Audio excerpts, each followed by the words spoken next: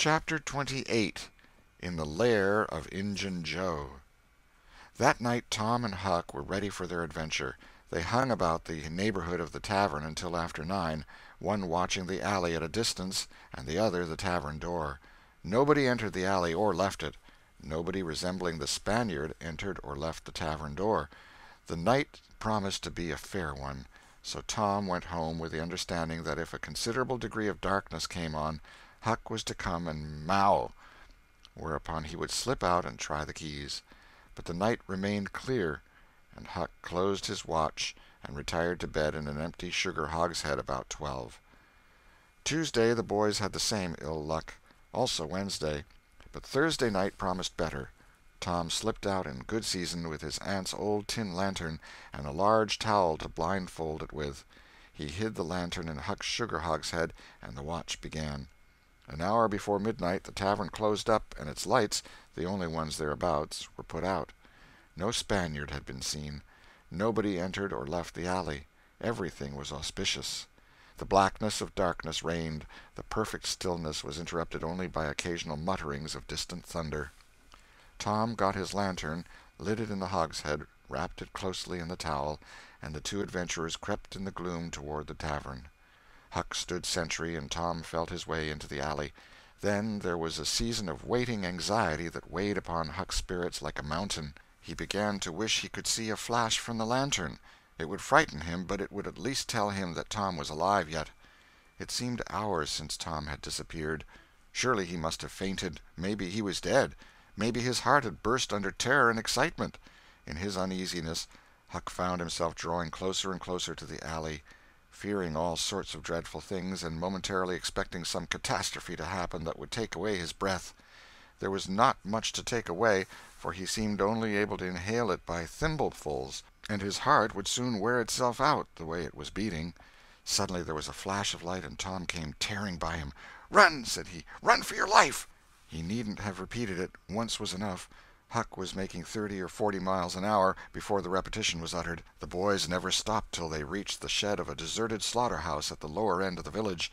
Just as they got within its shelter the storm burst and the rain poured down. As soon as Tom got his breath he said, "Huck, it was awful. I tried 2 of the keys, just as soft as I could, but they seemed to make such a power of a racket that I couldn't hardly get my breath, I was so scared. They wouldn't turn in the lock, either. Well, without noticing what I was doing, I took hold of the knob, and open comes the door. It warn't locked.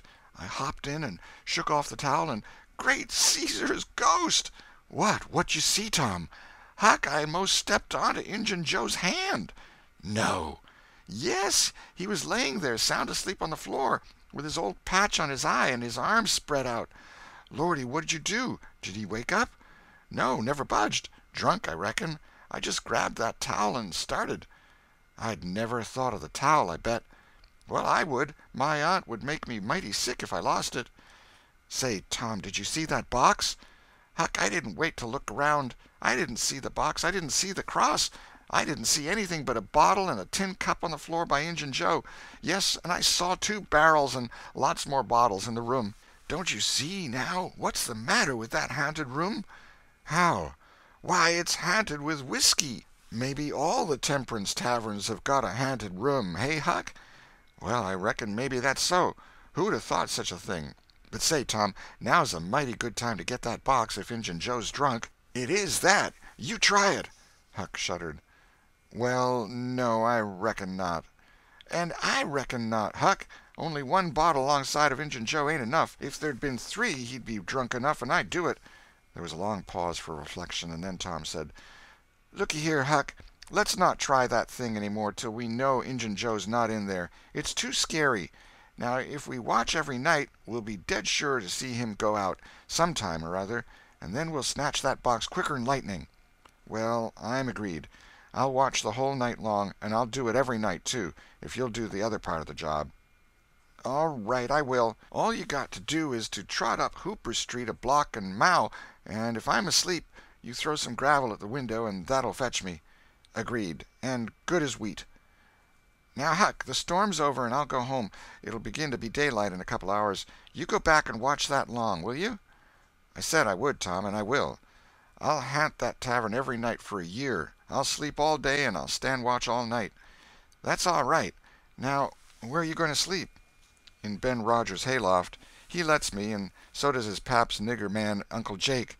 I tote water for Uncle Jake whenever he wants me to, and any time I ask him he gives me a little something to eat if he can spare it.